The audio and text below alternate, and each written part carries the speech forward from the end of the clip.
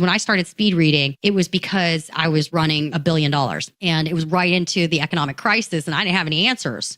You can find tons of people to explain to you how to manage money when the markets are going up.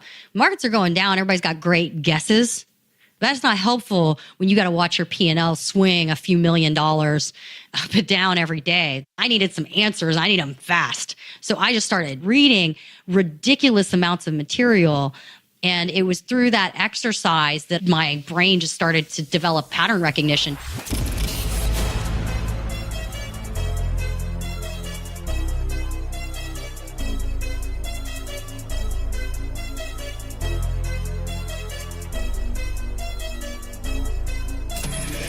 This is the Maverick Show, where you'll meet today's most interesting real estate investors, entrepreneurs, and world travelers, and learn the strategies and tactics they use to succeed. And now, here's your host, Matt Bowles. Hey everybody, it's Matt Bowles. Welcome to the Maverick Show. My guest today is Ling Lai. She is back by popular demand. If you missed episode 1 of the Maverick Show, I'd encourage you definitely to listen to that one. That was part 1, and now we're back with a very exciting follow-up. If you have not experienced Ling yet, she is an innovation specialist, investor, consultant, and business founder. In the last episode, we talked about how she started a nutraceuticals business at age 24 that she and her co-founder built up to a $2 million annual revenue in just 2 years.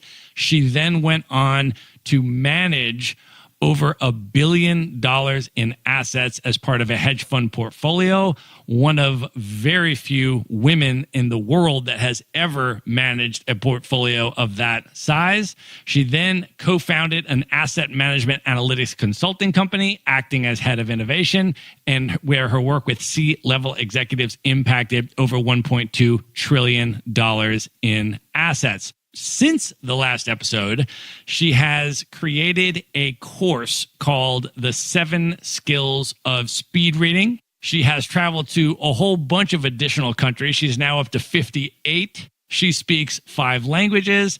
And oh, by the way, she retired at age 39. And she's now sitting on boards, doing freelance consulting with super cool companies by choice, and traveling the world to really exciting, interesting places. Ling, welcome back to the show. Thanks, Matt. That's a great introduction. It's really good to be back. We should set the scene here. We are actually currently in your apartment in Manhattan. I think we're snowed in, to be honest. We are basically snowed in. It is like blizzarding outside, but it's super exciting and amazing to be here. I know that we both have a really profound love for New York City, and it's really, really fun to be here with you together. This is our first time together. It's cool. In New York City. We've got some other nomads that are going to come by later. So that's kind exactly of exciting. Right. We're having a little reunion party later tonight after this, so we thought we'd just turn on the mics and do another interview in the afternoon in the meantime. Wait, so back by popular demand, is that just your mom, basically? Or is there My mother's a big fan. Oh, yes. She's a big fan, for sure. But a lot of other people, it's really interesting. A couple of my most recent podcast guests, I was asking them, which episodes they've liked. And also some of the listeners who have listened to every episode, I asked them which ones did they like and what did they like about them. I'm almost through all your episodes, by the way. You got some really cool people on this show. Awesome. I mean, I know some of them, personally biased on some of these, but I must say, they're very, very cool people. But it's really interesting because most people mention your episode. Then I ask them, what did you like about that episode? And what's interesting to me is that a lot of people pull out very different pieces that they liked about. They're like, oh, when she talked about this thing, even though it's in a totally different space than what I'm in, that really resonated with me and helped me with this thing in my life. Oh, cool. Yeah. So it's been very interesting. So a lot of people have pulled out different pieces of that episode 1 and they have really appreciated it. And, as the episode aired and as you and I have continued to hang out around the world and have adventures and things like that. I also realized that there was a lot of stuff in that first episode that we didn't get to. I mean, it was like a 90-minute episode, but there was a lot more of the Ling Lai story that we didn't even have time to bring out, which I'm hoping we can do today. So one of which is just to sort of start with your backstory about growing up. I know you're a diehard New Yorker now and you're based in Manhattan, but you are not originally from New York. Can you talk a little bit about your origin story, where you came from, and also your history with music and growing up? Okay, so it's actually very funny that you describe me as a hardcore New Yorker, because I always think of myself as a small town girl living in the big city. It's been 12 years in the big city, and I think even when I was growing up, people were kind of like, you from New York? So even I think when I was living in Chicago, I think that might have been a question mark. But I was born in Ohio. I was the first Chinese baby, Asian baby, I think is the word they used, born in Lima County.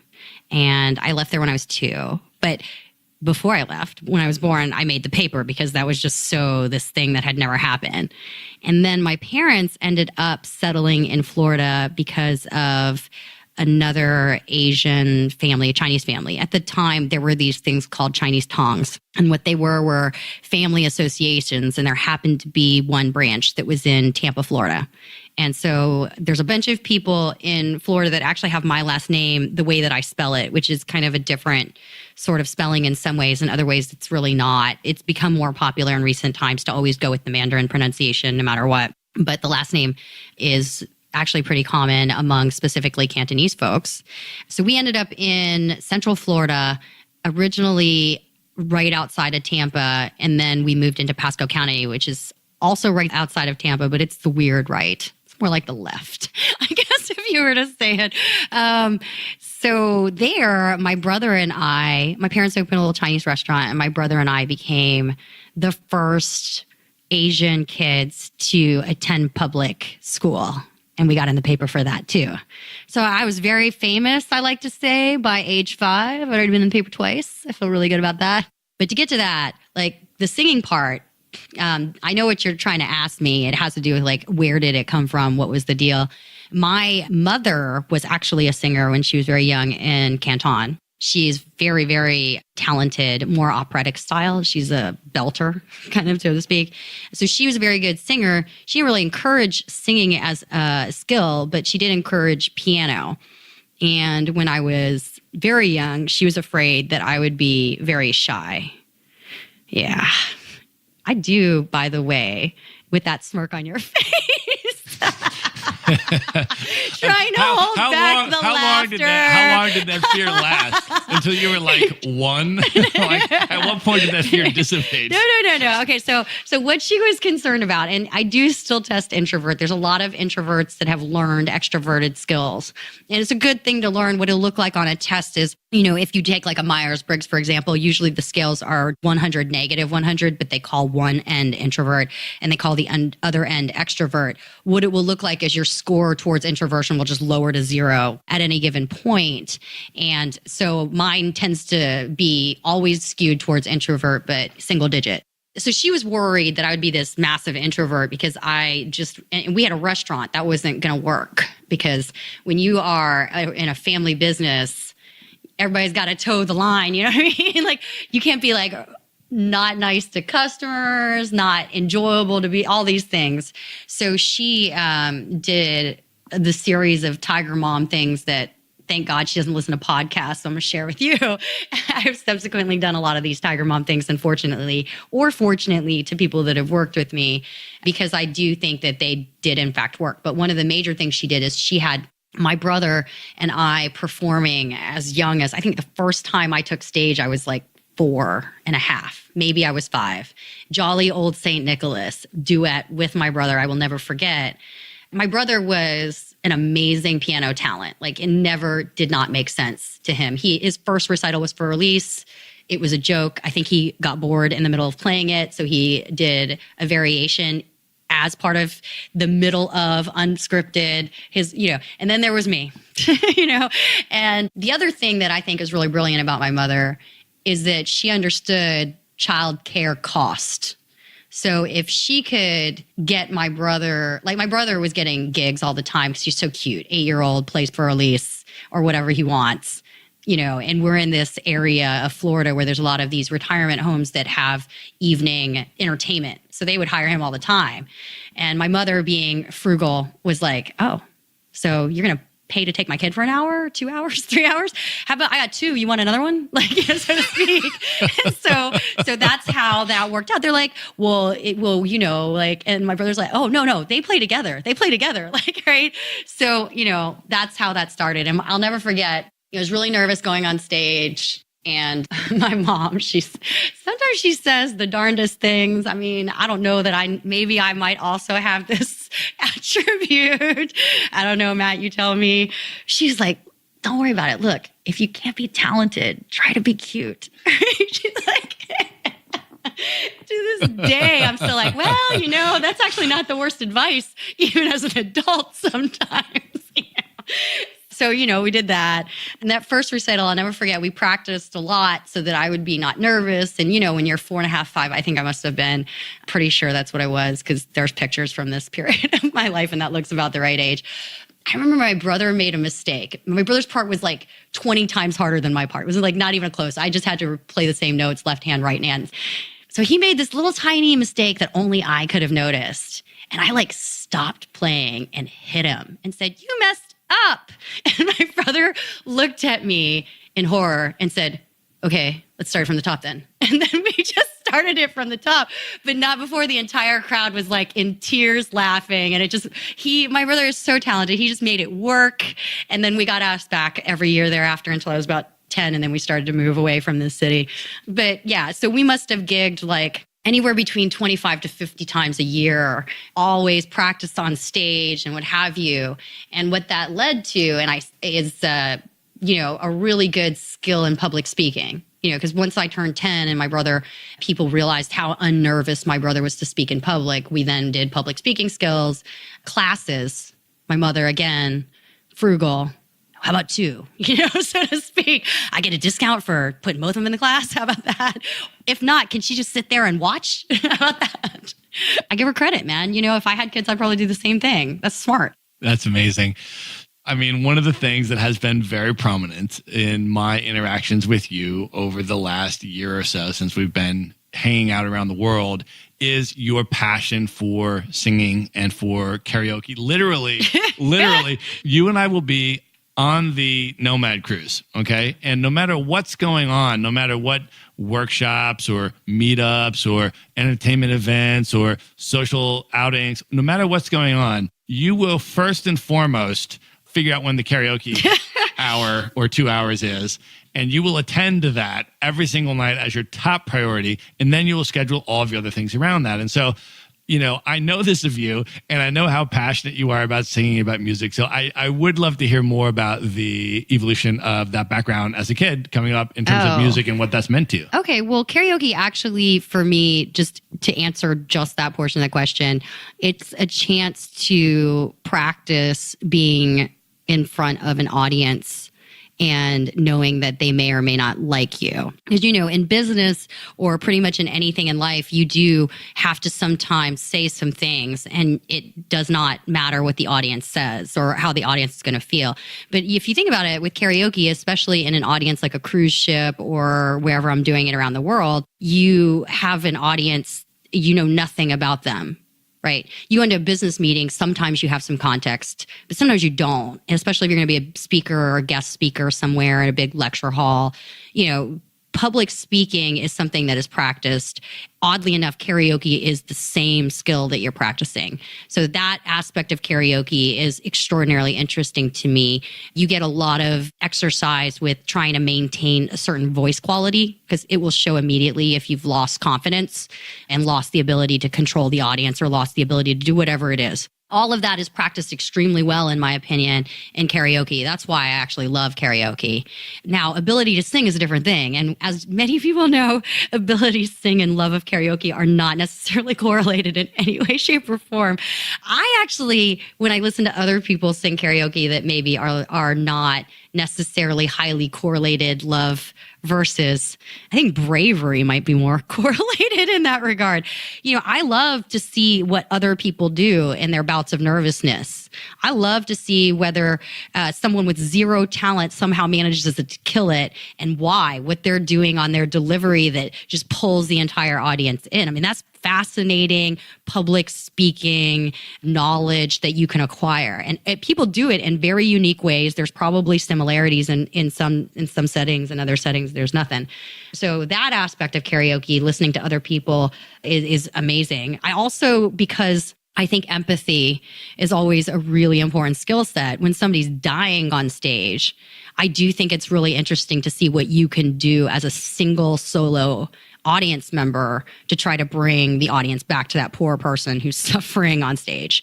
If you think about, if you're in a corporate meeting or any kind of meeting, and you've got some junior person who's presenting and you're the senior person, you got to try to keep them from losing confidence. A lot of times the words they're saying are just fine, but what can you do as the person there with your energy, with your just presence, whatever it is, to make that person feel comfortable doing their thing that they're clearly uncomfortable with? That's why I like karaoke.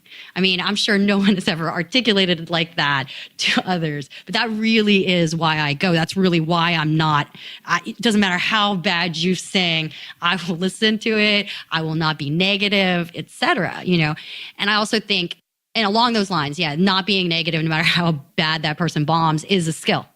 And you could practice the karaoke. So there's a lot to be learned.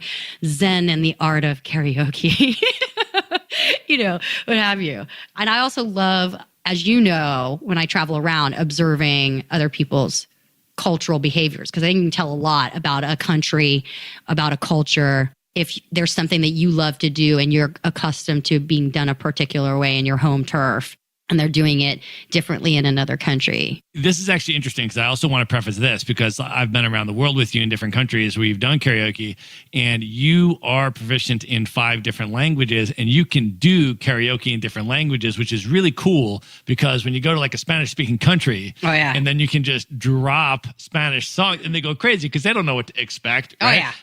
This is a Asian person, they're from America, they speak English. What's going on? They have no idea. But then you just drop like an anthem that they just go crazy, right, in their language. But when you are, let's just say, at an English-speaking karaoke type of venue where you're going to do an English language song, what are some of your go-tos? Okay, I'm going to double back because I don't think I fully answered that other question. Okay. Fully answered it. Okay, yeah. Completely. So, what I'm practicing when I'm personally, not when I'm listening to other people, is I'm practicing, do I understand the audience enough to select the right song and then sing it the way that it needs to go for that audience? I've been practicing that since I was 5.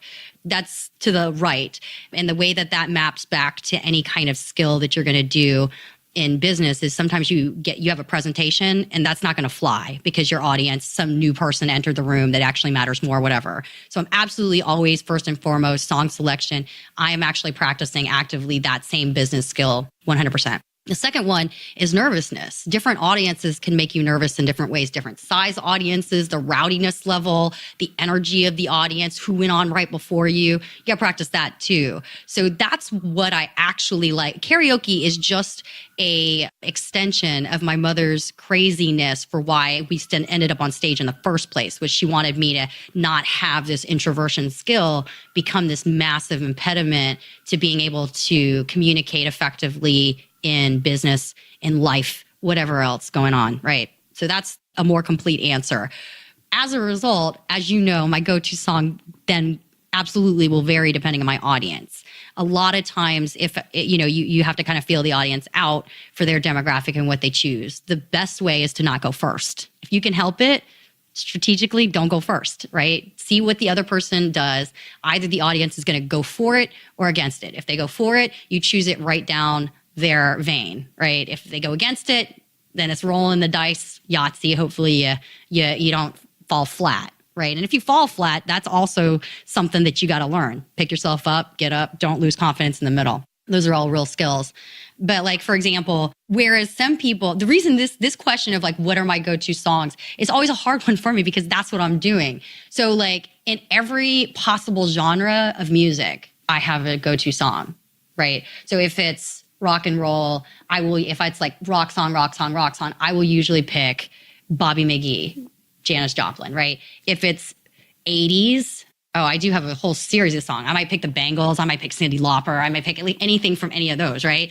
If it's, if we're not doing ballads, but we're doing fast songs, I might pick like Janet Jackson. If we're going backwards in time, forward in time, I might pick something Rihanna. You have to like have go-to songs that match the audience. And I will say that that's really hard as you get older, because you have to stay current with the current music, which means you got to actually know the song, or you got to be able to fake it at least within a range. Okay, so based on the song selection for the audience, I am going to ask on behalf of the Maverick Show audience, All right. if you can pick a song that you can do now, a cappella.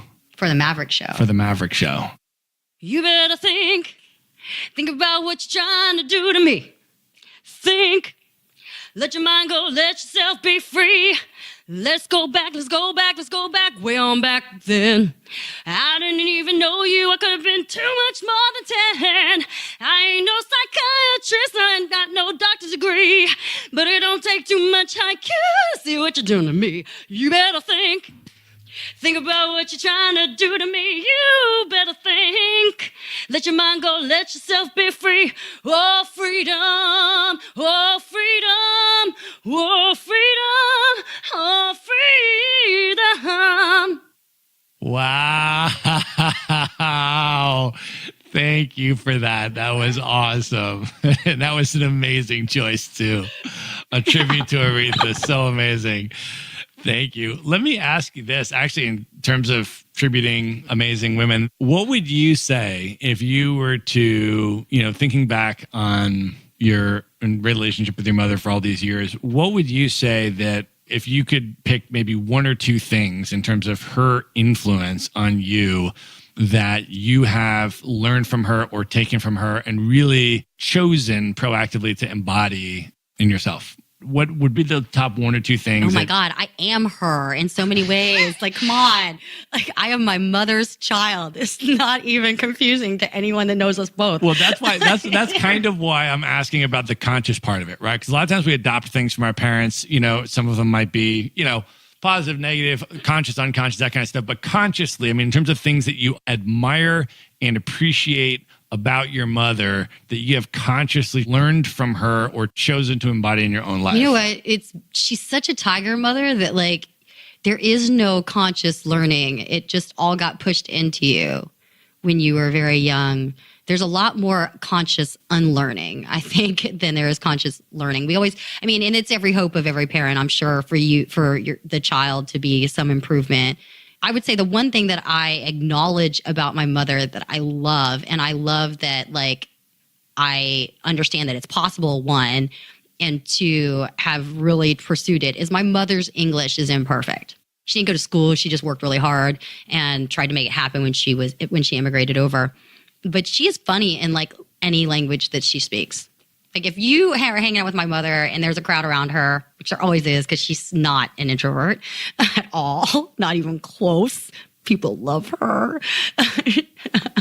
My mother can make anyone laugh in any language. And sometimes she does it on purpose. And sometimes she's just really funny, so to speak. So I think like that's really important to understand when you're speaking a foreign language or when you're traveling abroad or whatever, is that like perfection does not help you in communication. Communication is communication. It's independent of any kind of that stuff. So whenever I'm speaking a foreign language, I kind of keep that in mind. Go easy on yourself a little bit. Awesome. That's a really good lesson. Let me ask you about this. Another thing in terms of your background that I'm really curious to ask you about is your marathon running. Marathon running. Yeah. So it was interesting because it's something that I started doing for stress reduction. In all fairness, I had in my 20s established a goal of wanting to run a marathon before I turned 35. And so I did achieve that goal. I'll call it a wash because I achieved it at 35 versus before 35. So we'll just count it even though it was technically supposed to be before 35, but for everyone out there that's turning 40, trying to do it on their 40th, I'm gonna give you full credit, all the way to 41, baby. As far as it goes, it's totally good by me. I'm in. So I ran my first half and full when I was 35 or 34 and 35, something like that, same year. And I ended up really liking it. The interesting things that I've learned subsequently is the reason I liked it is there is a thing called meditation in motion.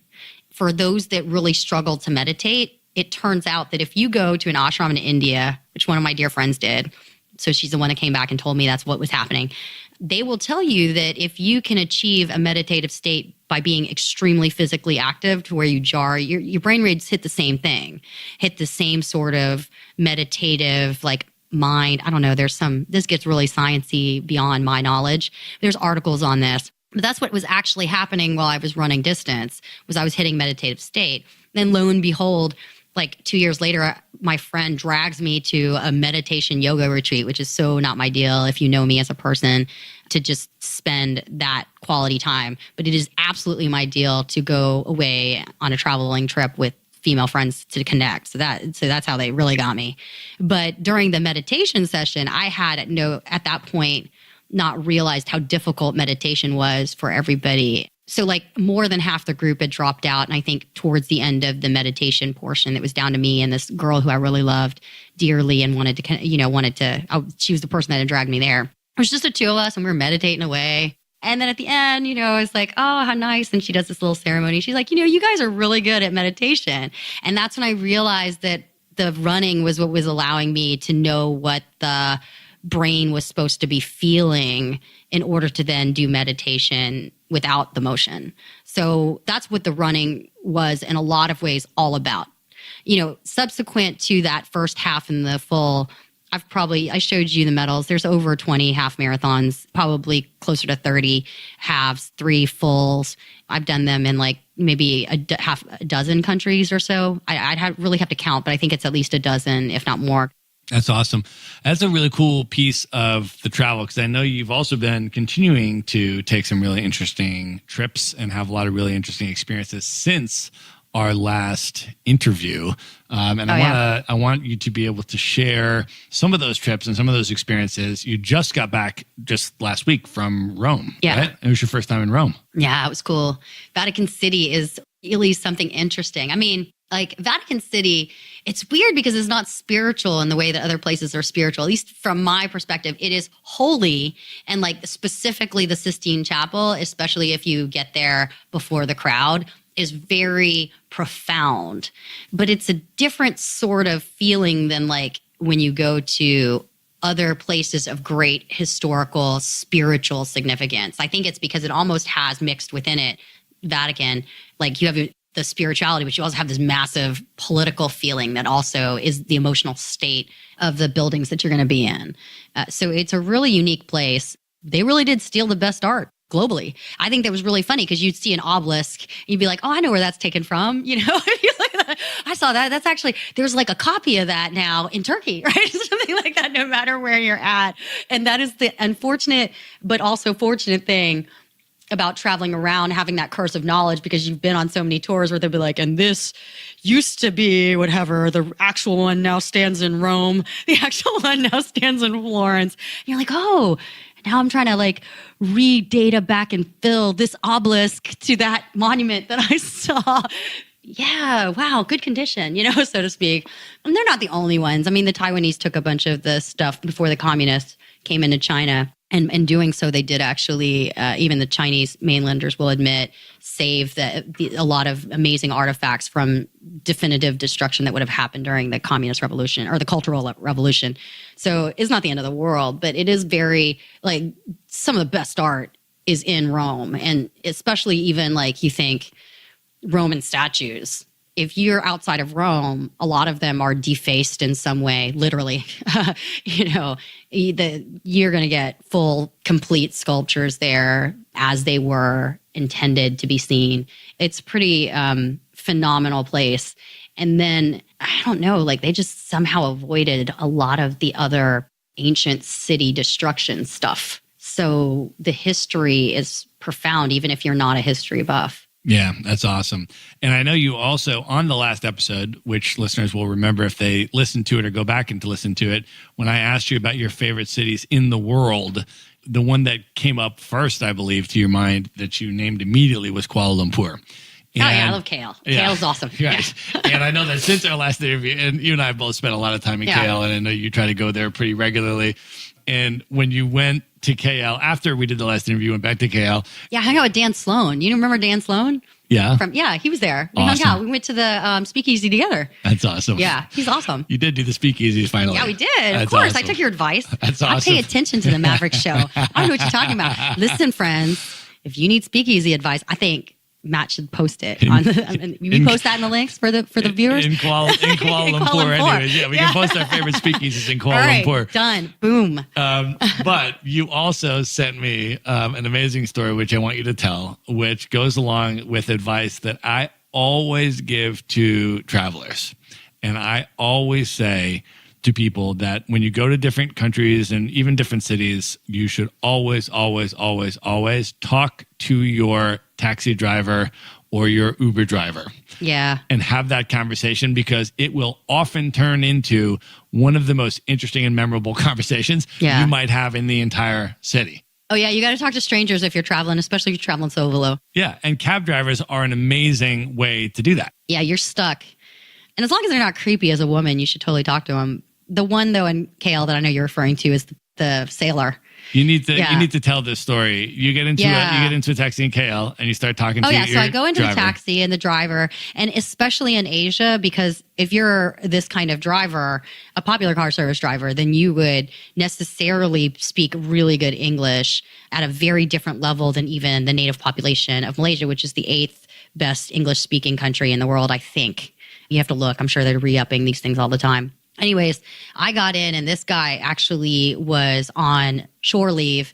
He was a commercial, not a captain, the next level down, but very, very senior on commercial ships. And so I was like, oh, that's cool. That's awesome that you're here in Malaysia. Does this just give you something to do? He's like, yeah, I get bored otherwise, and I kind of like driving around. I'm like, well, you got any interesting stories from the high seas? And he's like, well, yeah, have you seen this movie? I still haven't seen this movie. And I was like, no. And he's like, well, it's about pirates held up this ship. Somalian pirates held up this ship in that there's this pass that gets you from Africa to Europe. And he was like, yeah. I'm like, yeah, that's crazy. That happened to you? He's like, yeah, it's based off of our crew. I'm like, really? He's like, well, it might not be just our crew. I think there's another ship also that was held, but they had to pay eventually $1 million to release us. I was like, wow, how long were you out there? He's like, 3 weeks. I was like, 3 weeks? What was going on the boat? He's like, well, they take your underwear. I'm like, okay, so you're sans souci, I guess, while you're there. He's like, no, not the pants, just, underwear. He's like, so they take his underwear, they take all the stuff. So you fight it out for the first day, but then they do all these things to try to stop you from fighting after the first week. That whole portion is done while they radio over and try to negotiate whatever is the captive thing. And yeah, then eventually after 3 weeks, they let him go. And I was like, well, what's it like? Is it just scary? Or they say, he's like, no, you just kind of go about your business every day, but they're watching you. I was like, guns? He's like, yeah, they're watching you with guns. I was like, well, what'd you do to pass the time? He's like, oh, just regular stuff. I was like, would you karaoke on the boat? He's like, yeah, actually we did. And it was like, because, I like to karaoke to see different cultures. I was like, well, what was it like karaokeing with the Somalians? He's like, well, they were more like listening. Then there was I was like, because, I think I was like, yeah, I think that speaks a lot to the Malaysian people. You like being held up at gunpoint will not stop the karaoke. He's like, exactly, girl, exactly. I don't care what's happening. You point a gun at me, I will sing, no problem. But it was a pretty amazing 45-minute cab ride into the city with this gentleman. He was brilliant. He was really smart. Gave me a lot of great restaurant recommendations because he was a local. But yeah, you got to talk to your cab drivers. Oh man, there's so many good. What's a good Uber story that you've had? What's your best one? Oh, I don't know. I always just get really interesting insights, right? Because one of the other things that I'll do, in addition to asking about stories or things like that, is also just to ask their opinions. So for example, if you live in a place like Egypt, oh, wow. and you ask their opinion of, what's your opinion of the political situation that's going on? And you just, and then They won't go they're nuts. all like, I mean, you just give them a platform and they will tell you like all of this stuff. Or what's your opinion of, this stuff, but also the recommendations, like you said, I mean, when I was coming I was in Nairobi, Kenya earlier this year, and, my ride into the city from the airport, I mean, you let them know what you're looking for. Oh, the best clubs are this and this, and the other best restaurant, make sure you go here. And, and you let them know you kind of want the non-touristy places, like where do you go? And it's like, oh, well, I go here. And this is, so you really get all that stuff. And then like, they'll give you very candid opinions about everything from the political situation to like anything else. And it's just interesting to listen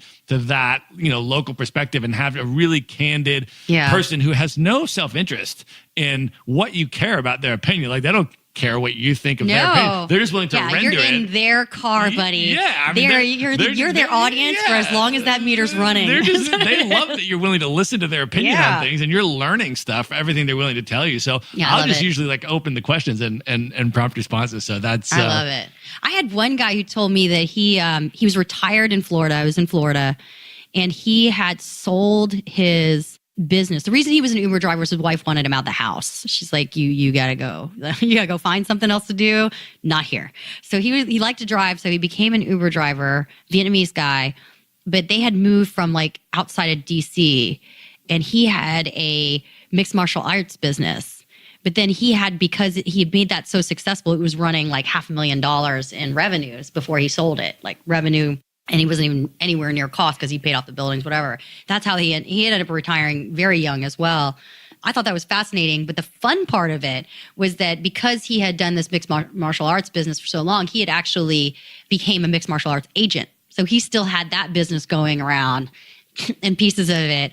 And this was my Uber driver. Like, you don't know who's your Uber driver. This is why, if you didn't listen to your mama about always treating anyone that's working with you, for you, or otherwise with like respect and goodness, like just realize, especially your Uber driver could literally be anyone. It could be like whatever millionaire who's just like, let me just see. I need randomness in my life. I own this car. Let me just drive around and see what's up. And it's crazy.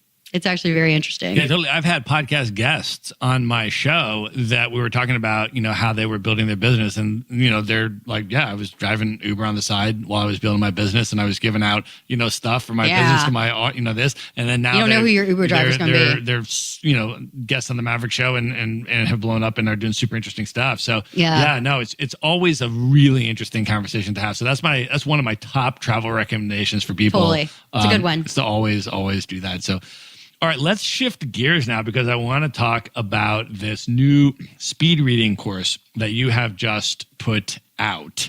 And maybe we could start with what motivated you to kind of your history with speed reading, why you taught yourself to speed read, the benefits of that, and maybe just start with kind of that background and leading up into what made you decide to create the course. Okay, so the speed reading course, interestingly, was a consulting project that I was working on. This wonderful, very highly regarded tutor here in New York City, Katya Sieperson.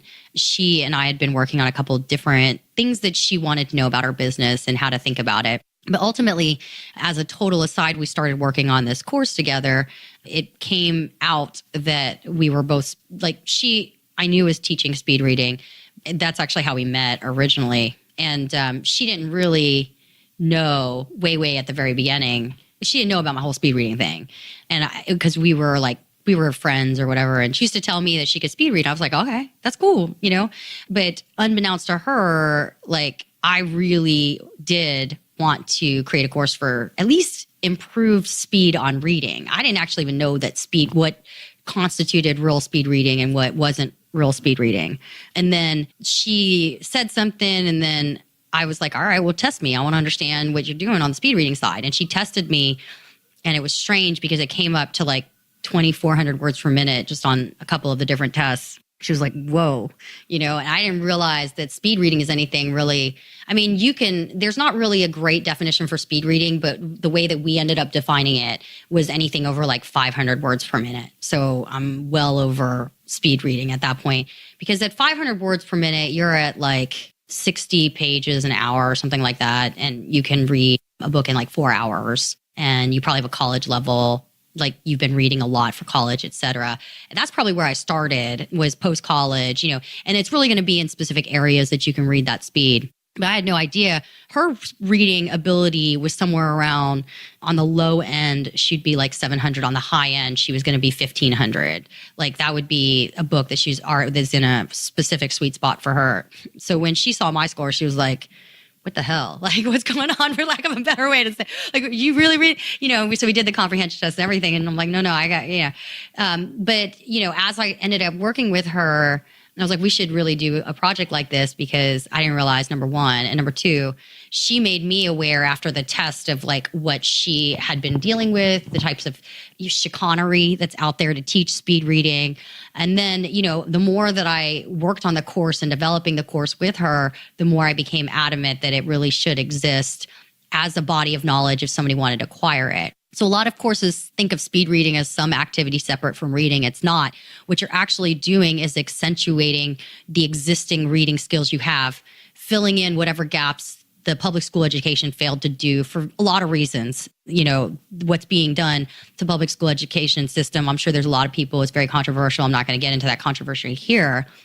But no question in my mind, we definitely teach people a bare minimum and then pray that they acquire the rest of it as relates to reading magically through the ether. And some people do. A lot of people do. This whole body of people that graduate from liberal arts colleges who must read at minimum of 2 books a week plus in order to get through, that body of people 100%. But it leaves behind this whole trail of other people, because that portion that actually goes the liberal arts way and not STEM way or whatever, it just gets left behind. And the sad thing about it, because we are stressing STEM so much, is that we don't even acknowledge what that takes away from what people have access to in the way of knowledge, right? So if we're going to enter this new economy where thinking is going to be a major skill set, not coding in and of itself, not programming something really technical, not engineering, but actually thinking, the art of having thoughts, the ability to take idea A and map it to idea B, right? Then something like reading as a skill, for many reasons, which is hugely dependent on not long-term memory, which you'll see in a lot of speed reading courses, but associative memory, which has nothing to do with anything. It's the ability to take ideas, put them together, and then put them into working memory and do something with them, right? That is actually exercised far more aggressively with reading than it is with all the sciences, period. In fact, what is the point of science if it is not applied to the human condition or human problems or other? Very few people are doing highly theoretical math with zero application in reality. Okay. It turns out, if you go through the history of pretty much any science or math, and I don't know this 100%, but I'm pretty sure that I can say this safely. All that science was inspired by someone trying to solve something.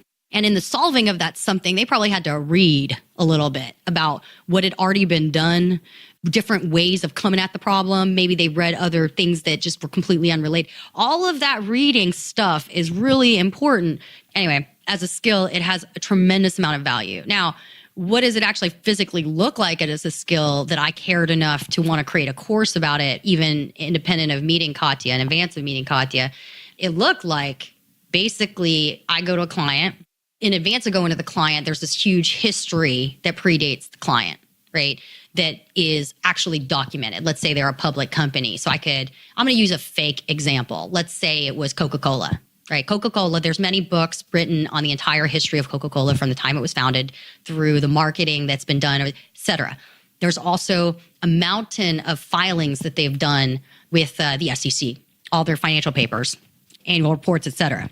At my speed, I can read, and I'm going to have to do this actually for a project that I'm on right now. I can read a 90 to 100 page annual report. It only takes me about 15 minutes to read. It's like big nothing, donut, snap. In fact, when I was at the Vatican, there was a wait time before going into the Sistine Chapel because I was early, and there was a guidebook sitting there on the Sistine Chapel. It was about 150 pages long, but mostly pictures, 50 pages of text. I read the whole damn thing in 10 minutes before I walked in. And it was helpful because I'll tell you what, the guide itself only went through 2 of the 4 artists that are actually known to be like main arbiters of the area. There's also another set of artists as well that supported those artists, but that was all explained in the book.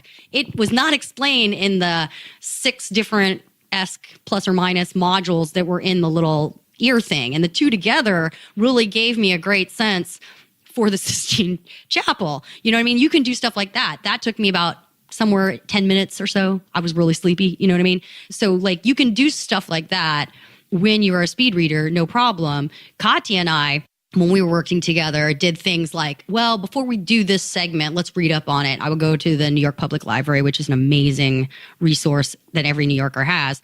I would look up whatever I could in the card catalog. For example, we identified one book, about 170-ish pages, something like that. No illustrations, so that's fair. We'll call it 170. I emailed her the PDF of the book. This was like noon. Went home, walked. It was a beautiful sunny day, 30 minutes, had lunch, read the book, walked over to office, something like 4 o'clock, right? We sit down and we read the book and we talk about the book and how it relates to the section that we're about to create. And the conversation isn't, oh, did you like it? I liked it. Did you like it? No, the conversation was, all right, page 68, paragraph 2, the way that they say that seems to be better than the way that we're articulating. I think we need to incorporate that. What about you? She's like, page 98, let's look at this because I really like this chapter right here, how it's going through and laying out this. Like these are real full conversations, full comprehension. And, you know, that's what I would have loved to have had for my team, even if they didn't get to 100%, just having them feel the confidence that they could sit down and read 178 pages, even if they were half that speed, if they could read it in 2.5 hours, right? 2.5 hours doesn't feel like you want to kill yourself. But a lot of people are reading closer to 100 words per minute. So that book would have maybe taken them like 5-6 hours. Don't quote me. I have to do the math. But maybe it would take them like 6-7 hours, something like that. You know, there's just a lot of use cases for it. I had one client one time tell me, we were having a conversation and there was some way that I was speaking jargon wise that was just completely in contrast to the way the team that he had built with a lot of effort and thoughtfulness was talking about actually database management. And he acknowledged that there was certain subject matter expertise that I had that would be ideal for what his team was trying to do. To his credit, quite frankly, because other thing that I was doing that was really obnoxious was I was using the jargon and the way of thinking. And so the jargon overlap was mistaken. I would use word X, it meant word Y to all these people. And he told me, he took me after the meeting. He said, look, I can't have you come back and talk to my team until you read this entire book on it's written by Kimball. It's an amazing data warehousing book, 600 plus pages long, 650, something like that. Textbook, right? Big. He's like, I need you to read this book before you come back next time to my office. It's like, oh, okay. So I bought the book and it took about 2.5 hours to read it. And then I came back and I was like, this is a great book. I get it. I understand why your whole team is building around this. And now I understand where what I'm saying is super confusing and completely just making your team want to kill themselves a little bit. I actually made my entire team read it because, you know, if you look at my books, you'll see that I've highlighted and tabbed them. And the reason I tabbed them that way, and there's notes, I take all there's like, anyways, whatever. But I tabbed them that way because I knew that my speed might be a little faster than others. And there were certain sections that I wanted. If you could not read the whole book, please, young analyst Padawan, just be able to reference this one section and let that inspire you to read additional sections because I promise you, you know. So, but yeah, I wouldn't have been able, that book might have taken a person 19 hours if they could actually read it straight. See, this is the thing that's deceiving is that speed reading is like marathon running, right? Running for 2 hours is different prospect from running for 5 hours. Right? You got different things to consider. If you're running for 2 hours, you're hungry at the end, but you don't have to eat in the middle, right? If you're running for 5 hours, you got to eat in the middle. You have a whole different set of concerns that will then necessarily slow you down. You got to carry stuff. You know, Meb, he ain't carrying anything when he's running the marathon for the Olympics. He's just going forward. He's coming right there at 2 hours. So he can stand without food for 2 hours and run along. But the average typical person is going to carry gels. They got all this extra equipment to make it work, et cetera, right? Same thing with reading, strangely enough. If you can read straight for 2 hours, that's a long time to sit and not have any like water, but it's not impossible. You know, like you can actually sit for 2 hours and do an activity and not pee. But can you sit there for 19 hours and not have to sleep at some point? Of course not. So your 19 hours is not just 19 hours. It's 19 hours plus rest breaks, plus pee break, plus food, plus etc. You may or may not ever get it done. Also, because it only takes me 2.5 hours, I get one complete thought. You get the same thought chopped up over however long it takes you. Can you talk a little bit about what some of the misnomers are about speed reading and some of the popular misconceptions about what speed reading is and how to go about trying to learn it and all that kind of stuff, and then the approach that you and Katya take in the course as an alternative? Sure. I mean, I think the biggest misnomer is when it's presented as a series of hacks that you can do magically that will like make you somehow brighter. Because it's not. It's actually expanding your skill for reading. You know, you actually have to learn to read properly, which is difficult because a lot of people believe strongly that they can read properly.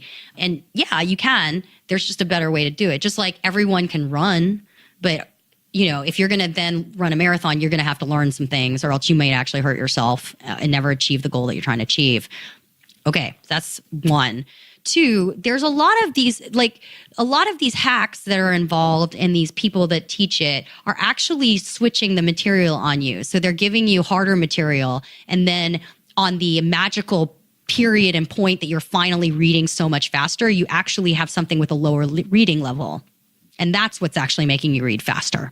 That's really depressing to me because that really is embarrassing for the fact that it'd be like, all right, I'm gonna run you downhill now and see how much faster, that's not cool. That's just not cool because now you believe that you can't do it when you then realize that you've been tricked. Why? That sucks. Then there's a lot of what I call half-truths. So some people have this finger method where they tell you to use your finger, and that actually doesn't help you read faster. What it does is if focus is your major issue, it can, not necessarily, depending on what other issues you have correlating to it, it might help you focus better. It might not also too, because it might be massively distracting. I will tell you though, you read only with your eyes. And when I'm at full speed, I could not possibly also do that finger thing because I would not have enough time to turn the page. So I would get slowed down because if I had to do that and turn the page, I'm reading way too slow at that point. Also, it is not a trade-off between comprehension and speed. That'd be like Meb is trading off between miles and speed. Like, that doesn't even make sense. No, like you can't, it's not a trade-off. Like comprehension is comprehension. Now, comprehension is not memorization. That's a big misnomer. Like, it's like this. You got a lot of kids. They can regurgitate the preamble to the Constitution. They know what it means. They comprehend it. Okay. And then which one was it that you were trying to do? If you're trying to memorize it, yeah, that's not this course, right? If you're trying to do We the People of the United States, you'd have to memorize it, right? If you're trying to understand it, yeah, you should not be failing to understand it by the time you're done reading it. And in fact, that's in skill number 3, we start to talk about that, but then it's driven home by skill number 7, as well as like some of the strategies that we suggest you take.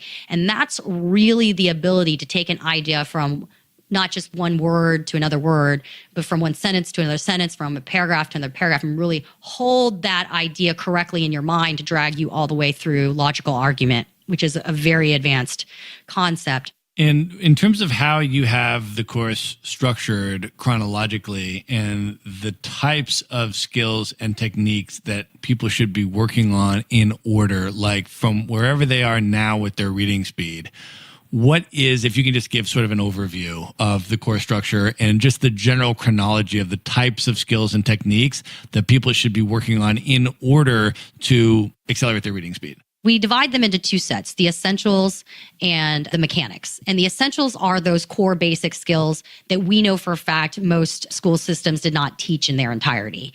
And the 3 parts to that. The first one is decoding, which is the ability to see the word and know that it is an English language word and what sounds it corresponds to. We're not even getting to meaning yet. Some people have difficulty with that, particularly those that have been diagnosed with dyslexia. And some people truly do have dyslexia, but some people just have a weak phonetic development. They were sick when they were a kid, whatever happened, but they just didn't have enough time to learn that skill when they were like between ages 5 to 7. Most school systems cut it off at 7, any teaching of phonetics, which is crazy because we don't even teach complete phonetics to begin with in the majority of public school systems. Without phonetics, though, you will not decode. And without that ability, you will necessarily read slower because you're only reading with half of your major tools in order to read. Like you basically cannot, it's really kind of fascinating. The second one is vocabulary. A lot of people have an underdeveloped vocabulary, especially if you're like myself and immigrant parents where vocabulary was something that you learned wholly from outside of the family unit. That's a big one. And then even as you enter your workplace, a lot of times people are throwing around jargon, but you're too embarrassed to ask what that word actually means. And then over the course of months, everybody doesn't know what it means. And so they're all using it incorrectly. You, the poor managing director, have to sit there and be like, guys, let's actually go through what this word actually means. You're shaking your head. So you know exactly what I'm talking about, right? They use the word because everybody's using the word to sound clever. So vocabulary. And the third thing is what we call structure. And structure encompasses grammar, but it's also structure. So like if you have a sentence that begins with neither and nor, your brain can actually recognize that pattern to know exactly how to pull the essential meaning out of the sentence very differently than if you don't see neither nor. And this is actually interesting because one of the major exercises, and you are closer to my age, so you might find this fascinating. One of the major exercises for structure is no longer taught it was pulled from the school system curriculum around the 70s. And some people continue to teach it, but now it's not taught at all. It's called sentence diagramming. Do you ever come across sentence diagram? They don't teach it at all now. Period. Wow. Like kids these days would not, the millennials, if you know it, you're in the minority. Whereas like you're about my age, you know what sentence diagramming is, right? You had to do it. Of course. Yeah. So sentence diagramming is actually a core skill to being able to understand really long sentences, because really long sentences are not written in basic format. So it's going to be like pretty much every really important author, or not important, that's not the right word, like classic author. If you find that you can't read any of the classics without slowing all the way down, it's probably this skill right here. And then from there, the mechanics are things that have a feel to them. You just have to get it right. And then once you feel them, just like in sports, focus is one of them. Focus has a feel to it. It's hard to explain. The next one is visual perception. Oh, I forgot what it's called. Perceptual span. And that has some components to it. That's like what actually is it you're supposed to looking at. And if you can't do that, what does that mean that you have to exercise in order to develop that perceptual span? Some people here in the flawed courses or in the courses that I don't agree with necessarily will say that you just need to blink like crazy or move your eyes or keep them wide open or something. None of that is true. You're blinking because your mind is trying desperately to capture meaning. That's actually telling you something. In that section, we'll describe what you do and how you interpret that and how you correct that. The third thing is subvocalization. That's talking in your head. You don't actually need to do that. And in order to train yourself, sometimes you'll do it for good reason and sometimes you won't. And we'll talk about what's the right way to do it, what's the wrong way to do it, how you train yourself out of it. That's that section. And then the seventh is advanced pattern recognition. And that's really how do you outline a paragraph? How do you outline a whole book? And you will work on advanced pattern recognition for the rest of your life. And the degree to which you can do it will dictate your speed. So when I started, I never even got to this portion of your question, which is when I started speed reading, it was because I was running $1 billion and it was right into the economic crisis and I didn't have any answers. You can find tons of people to explain to you how to manage money when the markets are going up. Markets are going down. Everybody's got great guesses. That's not helpful when you got to watch your P&L swing a few $1 million up and down every day because you got market volatility, you might, whatever. It doesn't matter. Point is, I needed some answers. I need them fast. So I just started reading. The only thing I knew that of the people that I admired at the firm that I was at, Chilton Investment Company, was that they were avid readers. Warren Buffett's an avid reader, and they would quote him all the time as to why they were reading. So I just started reading ridiculous amounts of material. And it was through that exercise, my brain just started to develop pattern recognition differently. I probably went from a 300 to 500 word per minute reader. By the end of that 2 years, over the course of 2 years, I think I read close to 250 books to cover the gap of this goal that I had. But over that period, that doesn't include white papers. It's not the only thing I was reading at the time. I have like stacks and stacks and stacks of white papers, then the actual material every day, Wall Street Journal, et cetera. So I was just like constantly reading, and I wasn't sleeping much either, by the way. Anyways, during that period of time, I became a speed reader. I was probably at like close to 2,000. And then I continued to develop it over the next whatever periods of time, university, et cetera. How long is the actual course itself in terms of the actual video modules? It's divided into 3 modules and an intro currently, the essentials, the mechanics, and then a strategy section. Yeah. It's 8 hours of video courses. Yeah. It's broken into modules. Yeah. And so then if you go through all the 8 hours of video content, you'll learn all these different techniques Skills. and mechanics and skills. Yeah. And then you'll practice a lifetime. Yeah. You know, I'm not trying to give you a quick fix, but this is actually how you would fix it if you were really legitimately trying to acquire the skill. These would be the skills. And then some of them you have, some of them you might want to practice. Right. And then what is the potential? Obviously, it varies by person and all that kind of stuff. But if somebody has definitely a non-speed reading speed, they're 300 words a minute or something like that. 300's pretty good. 200 something, whatever the average kind of person is.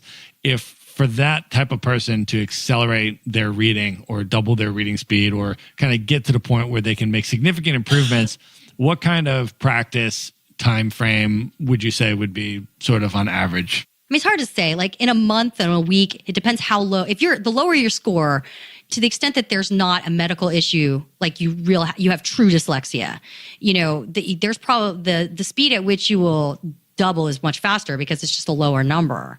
If you're at like 1,500, to get you to 2,400, I don't know the answer to that. That's just going to take systematic methodology of doing it. I think mine doubled within like 3 to 6 months easily when I was first starting out. And then if I really, like right now I'm a little bit slower, but I'm still not slow. I'm like 2,000, 2,400. If I needed to re-up it, it would probably take me a week of just actually reading to get back there. It's just practice. It's legitimately going to feel like a sport when you're through it. And then once you have that speed, your new reset speed is way higher. Like it would take so much for me to read under 700 words per minute right now. And I don't mean that in any kind of cocky way at all. And trust me, at 700 words per minute, I feel the same way that you feel at 100 words per minute if that's your slow speed. But I would say definitely you will see improvement. If you really do work at it, I could easily see a double in like a month. If you have a true decoding issue, though, you probably should see someone. Right. Awesome. Well, we are definitely going to link up the direct link to your course in the show notes so people can go and check that out. Let me ask you this. In terms of your current kind of business projects and things that you're working on, and maybe we should even just start with the workshop that you and I co-facilitated on the Nomad Cruise. Oh, yeah, that's fun. Which was super cool. We called it an entrepreneur hot seat. And we had any business owners or entrepreneurs could come up and take the hot seat and ask you and I for business. They could basically pose their biggest question, challenge, or obstacle. And then you and I would strategize with them about that in front of the group. Yeah. Which was the format. So what were your sort of reflections or takeaways on that workshop and what we experienced there? I think a lot of people have very interesting businesses, and I'm excited to see everyone try to achieve those goals. You know, there's only so much that you can learn about a business in that format. In more of the other work that I do, I would typically take a lot more time to inventory and understand. Same thing for you, too. If you're trying to dig in, you really dig in. That said, it's really interesting once you see full cycle what can happen from the beginning of a business to the middle of the business, the end of the business, what types of advice you give. Like how you really think about it. For the most part, a lot of the folks that came to the hot seat had never done a full cycle they'd either never started a business or they'd been a part of the starting of a business, but didn't know like where it should go or what it should do strategy wise. You know, they were missing therefore then a whole mess of experiences on funding, on communication, et cetera. And it's just really interesting to think and see after you've already lived through the cycle, you know, how you think about it differently from the folks that are going to live through the cycle and be extremely accomplished entrepreneurs, you know, For sure. And I know you do a bunch of business consulting now, and you're able to cherry pick projects that you think A, are cool and fun, and B, where you can add a lot of value. How do you sort of self-assess your personal business skills? What are your top kind of area of expertise, both that you're really good at, but also that you really like working in? So when you're evaluating, let's say, a business consulting project, what makes you kind of light up and say, I could really help here and this is cool? Yeah. I mean, when you do a business consulting project, there's a lot of different ways to think about it. For me, I don't ever want to do something where I'm not adding value. What's the point? Hey, I was an entrepreneur. I was on the other side. There's no way that I would take value for no reason. There are some people that will do that. I'm not just trying to extract my specific brand of value out. So I always look for projects where I really feel I could add value. So then what is the value that I add?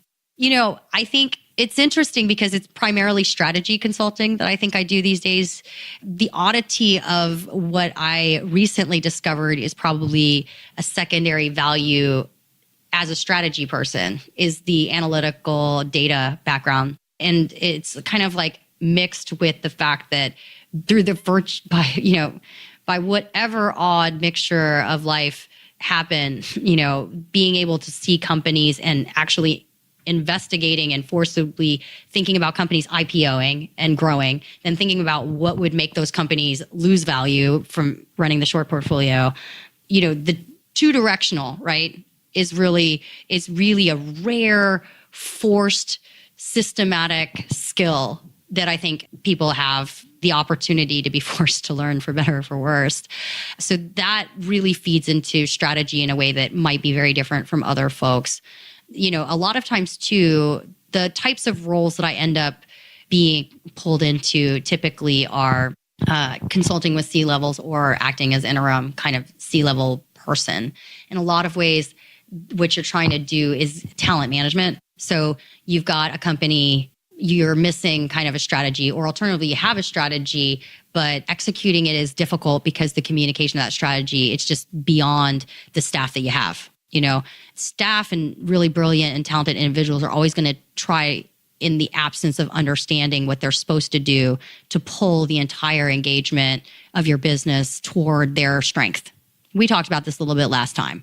It's just a spin on that. So if you've got a really strong data person, they're going to pull your whole business into data like a sucking machine. And whether or not that ever makes any money is a big question mark. If you've got a person that's really, really, really good at like some kind of niche skill set, they're going to pull your whole business into that area, whether or not it's the vision that you have or whatever it is you're trying to aspire to. What you sometimes actually wanted from them was this beautiful orchestration of multiple skill sets in the right mixture, in the right knowledge level, combined for this other goal that you keep saying at the top of your lungs, but they don't understand. That tends to be when you bring in someone like me. You might bring in a senior manager of some sort, COO, CIO, CEO, whatever it is. Those types of positions where you don't have the perfect person, or that you do have the perfect person, they need some support. That support is hard to identify. Those are the types of projects that I end up on. Cool. So do you want to talk about any current projects that you're consulting on right now that are fun and interesting and exciting? Yeah, I'm just beneath being able to talk about it in full disclosure. It's a really exciting one to me because it touches foreign language instruction, specifically as relates to foreign language accents. And this one has always been near and dear to my heart because growing up the way that I did, I know that a lot of folks that are extremely brilliant do get discredited for not having the perfect accent. But hopefully by the next time that I talk to you, I can talk about it because it is so cool. And the people that are on this staff, I mean, they care and they are really brilliant. And some of the things that they have done are just to be admired. To be admired, especially in light of an awareness that some of them, English again, is not their first language. That's awesome. All right. At this point, Mei Ling, are you ready for the lightning round? Again? I did so terribly on the first one. I thought for sure you'd be like, all right, really? I had to come up with new lightning round questions. New lightning round questions? Yeah, they are all new. My God, but the first time I got feedback from my own friends, May, you don't conceptually understand lightning round. Although I put forth the parameters that although the questions will be short, your answers do not have to be. So I will All right, give all right, you. all right. I will It's a give lightning round, lightning fast questions, super turtle-like slow answers. Here we go. Here we go. Cue the sound. The lightning round. We are currently sitting in your beloved New York City. How would you describe what you love and why you love New York City? It's a good question. The thing with New York that's pretty amazing is that when I first started my sojourn, when I first resigned, I realized how much fun I was having in other cities. And I was like, wow, what's New York like, right? And what I realized about New York is New York. Like in other cities, you can come to the end of the city. You can be like, all right, I've done everything. I don't need to go back to XYZ city. Not every city. There's other cities that fit this, but there's very few others. Now, I've been here for 12 years in New York City. Maybe it's more than that. I don't know. Maybe it's less than that. Something, call it 12. All right. I've been here for like 12 years in New York. And when I took this challenge accepted on, so to speak, I was like, oh, I wonder how long it's going to take. I'm not done. There are still, like, my Instagram feed still has plenty of stuff that I can post that's not repetitive and still very, very cool. That's part of New York. Now, is it your brand of cool, specifically haters of New York? I don't care. So it turns out, but it is, for a lot of people, it is their brand of cool. Otherwise, we wouldn't have a booming economy here in this awesome city. You also travel a lot, and you travel to all sorts of different places. You've been to 58 countries now. Why do you travel? What do you get out of travel? What does travel mean to you? Oh, I finally figured this one out. Actually, you helped me figure this one out. It's the curiosity thing. If there were any adjectives that must describe me, curiosity is definitely, would you say? Yeah, curiosity is definitely one of them. I am curious. That's probably why I talk randomly to Uber drivers without solicitation of any sort. I want to understand. I want to know. And travel is like the ultimate, it's the ultimate activity for a curious person. I mean, where you go? It could be the most boring place to other people. I remember I was in Malmo, and I liked Malmo a lot. I ran the Malmo half there, and I stayed in an Airbnb with the nicest human being ever. And I took some pictures of Malmo, and then I did what I always do, which is a little bit of Photoshop, I'm not going to lie. And I showed it to him. I was like, your city's beautiful. What are you talking? Because he was like, why are you coming to Malmo? I'm like, your city's beautiful. Look. And he's like, you pimped my city. I was like, this is how I see your city. What do you mean I pimped your city?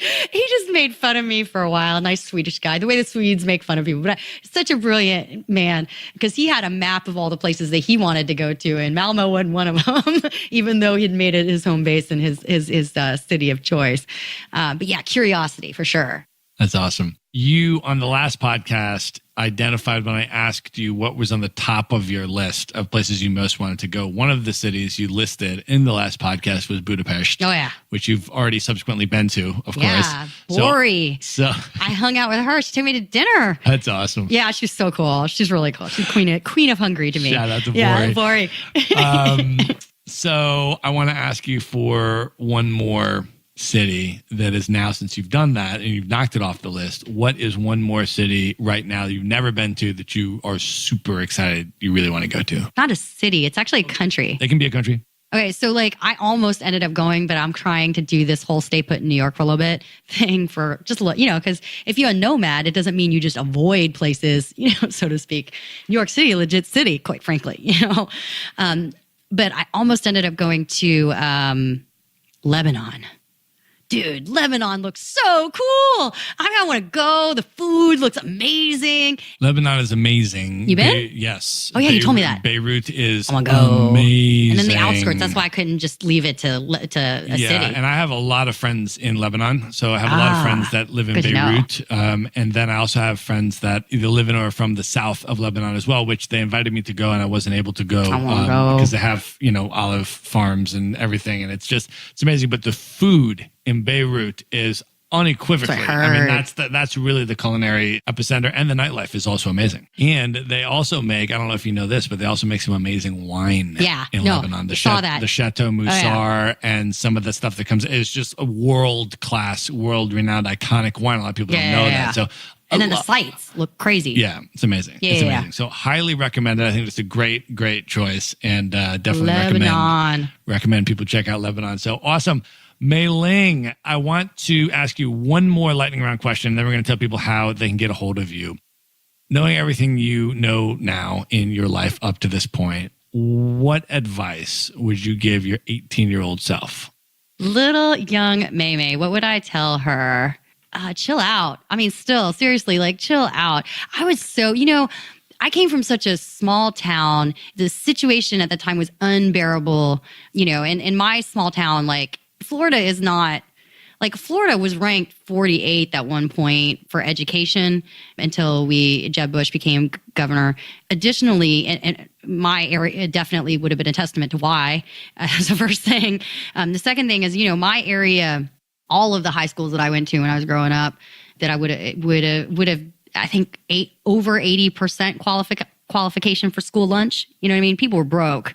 And I was watching huge portion of my graduating class, the women get pregnant before graduating. And I was like, I gotta get the heck out of Dodge. This is not going to work out. This is not the vision that I have for myself. And I was so aggressive about it for so long. And I just think I would tell that person to chill. I mean, I've worked on chill out. Trust me, last 2 years of travel has been kind of fun. I'm not gonna lie. But I got it now. Chill out. Yeah. Right. And a lot of my friends are all about the chill out. But I definitely 18-year-old self, chill out, man. Life is really, really short. And what actually is valuable is something that you, chill out would be it. Even though you got a tiger mom, you got to try to find the balance there. So you got to be respectful and you chill out and not freak that woman out. She's got heart condition, et cetera. So. Awesome. Well, let's tell people how they can follow you on social media, how they can connect with you, how they can contact you if, some people might be interested in your business consulting services. Some people may just want to follow your travel adventures on Instagram or another platform. So what's the best way for people to check you out and see what you're up to and get a hold of you? Yeah, it all links back to my website, www.meilinglai.com. Very simple way to click through to pretty much anything that is me. And then my Instagram is Where is Mei Ling. Currently, it's just dedicated to travel. At Where is Mei Ling? It's mostly so I can figure out where I am. I think people think it's for them, and I love that anyone follows me at all other than my mother, who I know is following me to be nosy. I love you, Mom, again. Make sure that I'm still alive, etc. So half my stories, by the way, if I'm at the airport, I'm like, this is where I am. That's actually for my mom in case because it's like too early or too late to get through to her. Yeah. Those are all for you, Mom, if you are listening. But yeah, Where's Mei Ling's actually so I can remember where I was. But to the extent that you guys like the pictures or want to follow it, I'm so thrilled and so thankful and grateful for that. That's awesome. We're going to link all that up in the show notes. So you can just go to themaverickshow.com. All of Mei Ling's contact information will be in one place there, as well as the link to her speed reading course and everything else that we discussed in this episode. Mei Ling, thank you for being here again. Yeah, we're going to get some New York pizza now, I think, or something like Let's that. go do that. See if it stops snowing. But you were sending you out in the snow. Instead of sending me out in the snow, I'll go get on pizza duty. So when you were the first guest on the Maverick Show, you were also the first repeat guest on the Maverick Show. So I feel so special. Thank you for being here. It was awesome to have you. Cool. All right. Good night, everybody. Be sure to visit the show notes page at themaverickshow.com for direct links to all the books, people, and resources mentioned in this episode. You'll find all that and much more at themaverickshow.com. If you like podcasts, you will love audiobooks, and you can get your first one for free at themaverickshow.com/audiobook. Whether you want the latest best-selling novels or books on investing, business, or travel, try your first audiobook for free at themaverickshow.com/audiobook. Would you like to get Maverick Investor Group's white paper on how to avoid the 7 biggest mistakes real estate investors are making in today's market? Just go to themaverickshow.com/avoid mistakes. The report is totally free and available for you now at themaverickshow.com/avoid mistakes.